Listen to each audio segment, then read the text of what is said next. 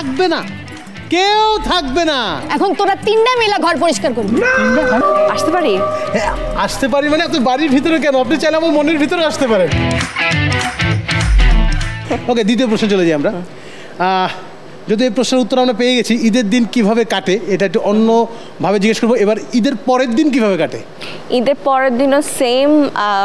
আমার বোন যে কোনো দুইটার একটা বাসা দাওয়াত থাকে, ঈদের দিন যার বাসায় যাব না, ঈদের পর দিন তার বাসায় যাব। এই তো খুবই কনফিউজিং, এরকম ইনসেপশন হয়ে গেছে একদম, মানে যে ঈদের দিন দাওয়াত দেয় সেই ঈদের পরের দিন আরেকজন দেয়। দুই বোন তো আমার।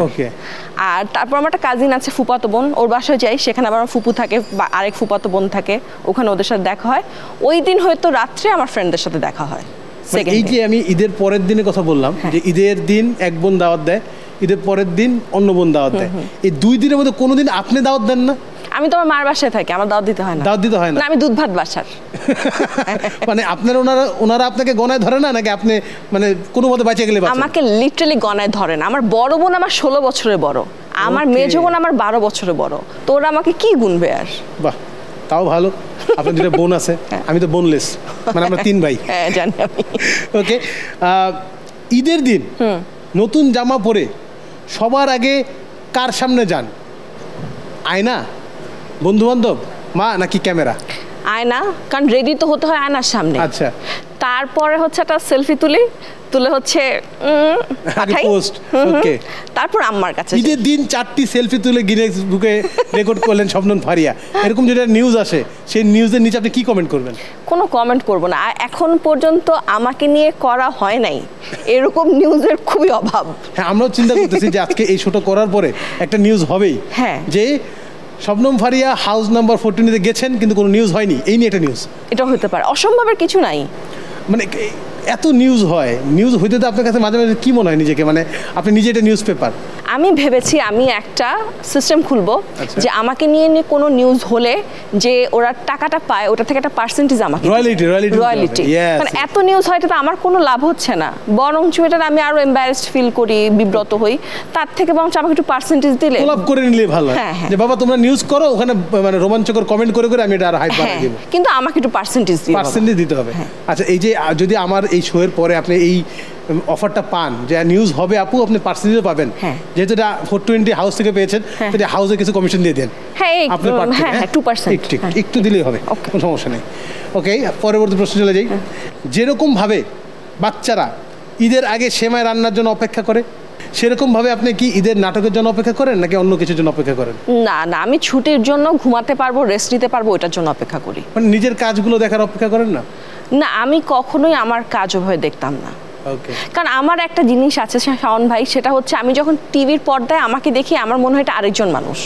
ওকে, তো তখন তাকে কি ভালো লাগে? মানে না, সবসময় তাকে ভালো লাগে না, তার ভুল ধরে আছে, এই এক্সপ্রেশনটা কেন দিল, আর এটা তো কন্টিনিউটি বিলেন, এটা কেন খেয়াল করে নাই, এরকম হয়। মানে মাঝে মাঝে মনে হয় না ডিরেক্টর এই মেয়েটাকে কেন নিল, এরকম মনে হয় না? সেটা মনে হয় না, নিজেকে এতটা অপছন্দ করা কি সম্ভব? মাঝে মাঝে আমার মনে হয়, আমার নিজের ভয়ে যদি নিজে গান শুনি, আমি চিন্তা করি মানুষ কিভাবে সহ্য করে আমাকে।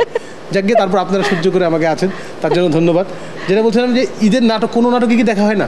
মানে নিজের নাটক বাদ দিলাম, অন্য কোনো ভালো নাটক ঈদের সময় দেখা হয় না, কিন্তু পরে ইউটিউবে দেখি। আপনার দেখা বেস্ট নায়ককে? বেস্ট নায়ক বাংলাদেশের নাটকের হুমায়ুন ফরিদি। ওকে, আর এখনকার মধ্যে? এখনকার তো সবাই আমার বন্ধু বান্ধব, সবার কাজই ভালো লাগে। মানে ওনাদেরকে আলাদা করে নায়ক কি অভিনয় করছে সেই ফিলিংটা আসলে ওনাদের সহকর্মী তো ওই রকম ফিলিং হয় না এখন আর। এই তো নিউজ পেয়ে গেছি, কি কালকেই নিউজ হবে শবনম ফারিয়া ইন্ডাস্ট্রির কোনো নায়ককে নায়ক মনে করছেন না। ওরা তো আমার সহকর্মী, বন্ধু বান্ধব, ভাই ব্রাদার। এটাই তো ক্লিকবেট, এটাই হবে, নায়ক মনে করছে না, পরে ডেসক্রিপশনে লেখা থাকবে উনি সহকর্মী মনে করেন, এবং ওটা রয়্যালিটি আপনি পাবেন যদি কেউ করে, যদি কেউ করে থাকেন এই নিউজ, যদি করেন প্লিজ রয়্যালিটি দিবেন। উনি যা পাবেন তার অর্ধেক আমি পাবো। হ্যাঁ, ঠিক আছে, অর্ধেক নিবা, 40%। ওকে, ডান, ডিল ডান, এখানে done. Okay, last but not the least, শেষ কোয়েশ্চেন, এরপর আমার কাছে কোনো কোয়েশ্চেন নেই, এরপর কী হবে আমি জানি না।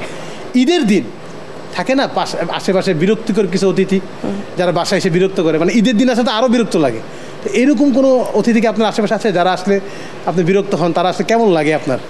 আমি সেই বিরক্তিকর অতিথি, আমি যাই। আমাদের যে প্রতিবেশীরা অসাধারণ, দুজন প্রতিবেশী, ওকে, তাদের মতো এরকম প্রতিবেশী হয় না। আমি হচ্ছে সেই বিরক্তিকর প্রতিবেশী যারা তাদের বাসায় গিয়ে ডিস্টার্ব করি। গিয়ে কিভাবে বিরক্ত করেন আমি জানতে চাই। না, আমার একজন ভাবি আছে, একজন প্রতিবেশী। নুডলস খেয়ে ফেলেন? না, একজন ভাবি আছে আমার পাশে বাসায়। ভাবি রান্না অসাধারণ।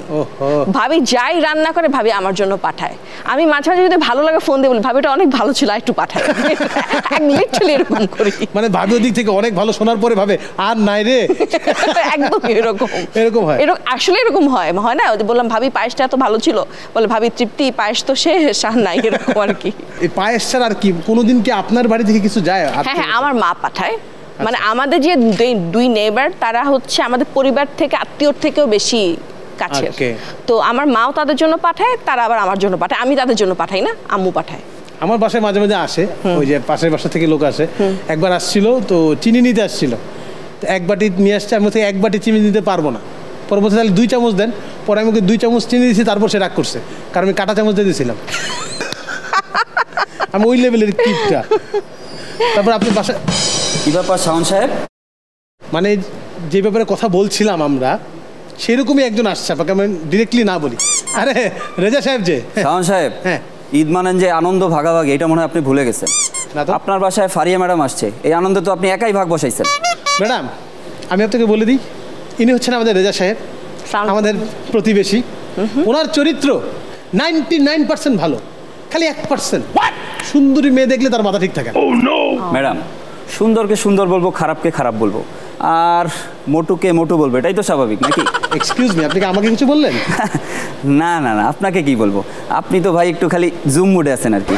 না, ছোটবেলায় আমার আম্মা বলছিল কানাকে কানা বলতে হয় না, মোটাকেও মোটা বলা উচিত না। আমি কি স্যাঁচরাকে স্যাঁচরা বলছি এখনো? বলেন তো।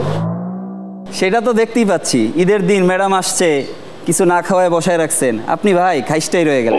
ম্যাডাম আপনি আমার বাসায় চলেন তো, আপ্যায়ন কাকে বলে আমি আজকে দেখাবো। ম্যাডাম টোস্ট বিস্কুট খায় না, আপনার বাসায় তো টোস্ট বিস্কুট ছাড়া কিছু নাই।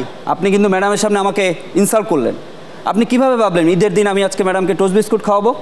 আজকে তো দিব নোনতা বিস্কুট। দেখছেন শুনেন, টোস্ট বিস্কুট নোনতা বিস্কুট আপনার বাসায়, যে আমার বাসায় কুকুর আছে তার জন্য রেখে দেন। ম্যাডাম এসব খায় না, এগুলো করলে আপনার শর্ট পড়ে যাবেন ভাই, আপনি জানতো এখান থেকে। ম্যাডাম এসব বাদ দেন, আমি আপনাকে বলি, আমি আপনার অনেক বড় ফ্যান। মানে আপনাকে যে কি পরিমাণ ভালো লাগে তা বলে বুঝাতে পারবো না। বলে বুঝাতে না পারলে বলার দরকারটা কি? আপনি জান না এখান থেকে। আরে ভাই রাখেন তো, না বললে হবে নাকি? মনের কথা আর টবের পানি কখনো জমিয়ে রাখতে হয় না। সবাই মনে রাখবেন, 3 দিনে 1 দিন জমা পানি ফেলে দিন। তো ম্যাডাম বিজ্ঞাপন দিয়ে দিচ্ছে মাঝখান দেওয়ার। আপনার যে প্রত্যেকটা কাজ সেটা তো আমি দেখি, অনবদ্য কাজ। বিশেষ করে দেবী মুভি দেখার পরে নীলু, মানে আপনার তো প্রেমে পড়ে গেছিলাম। কি মায়াবী সে চাহনি। তবে রানু ক্যারেক্টারটা যখনই দেখতাম তখনই আমার বউয়ের ভয়ঙ্কর চেহারাটা মনে পড়তো। তুমি এইখানে আসছো আর আমি তোমাকে তন্ন করে খুঁজে বেড়াচ্ছি। ম্যাডাম বলতে না বলতে চলে আসছে, পুরো গুগল একটা। মনে করেন আমি যেখানেই যাই সার্চ দিয়ে কেমনে জানি খুঁজে বাই করে ফেলায়। আপু অনেক কিউট কাপল, একজন গুগল আরেকজন পাগল। শাওন সাহেব, আপনার বাসায় আসছি বলে আপনি এভাবে অপমান করতে পারেন না। তাহলে প্লিজ আমাকে বলে দিন কিভাবে অপমান করলে আপনি অপমানিত হবেন, সেভাবে আমি করার ট্রাই করতেছি। তোমরা থামো তো, অতিথির সামনে কেউ এমন করে? জানেন আপু, আপনি যেমন এখানে অতিথি হয়ে আসছেন, আমাদের ঘরেও না নতুন অতিথি আসতে চলেছে। তাই এই সন্দেহটা আমি করতে দিলাম আপু, এই সন্দেহটা, কারণ এই লোকের চরিত্র তো আমি জানি। এইবার যে পরিমাণ বৃষ্টি হয়েছে আর যে আবহাওয়া রোমান্টিক হয়েছে, এই লোকের ক্যারেক্টার তো আমি জানি, সে নতুন একটা অতিথি বাসায় আনবেই। কংগ্রাচুলেশন। হ্যাঁ, আপনি ভুল ভাবছেন, আমার মা আসবে কিন্তু ও আসতে বারণ করছে। এই ফকিন্নি শেষরা, আপনার বাসায় না 3টা বেডরুম আছে, তা আপনার শাশুড়ি একটা বেডরুম দিলে কি হয়? শাওন সাহেব, আমার জিব্বার আগায়ও 2-3টা গালি আছে, আপনাকে একটা দিব নাকি?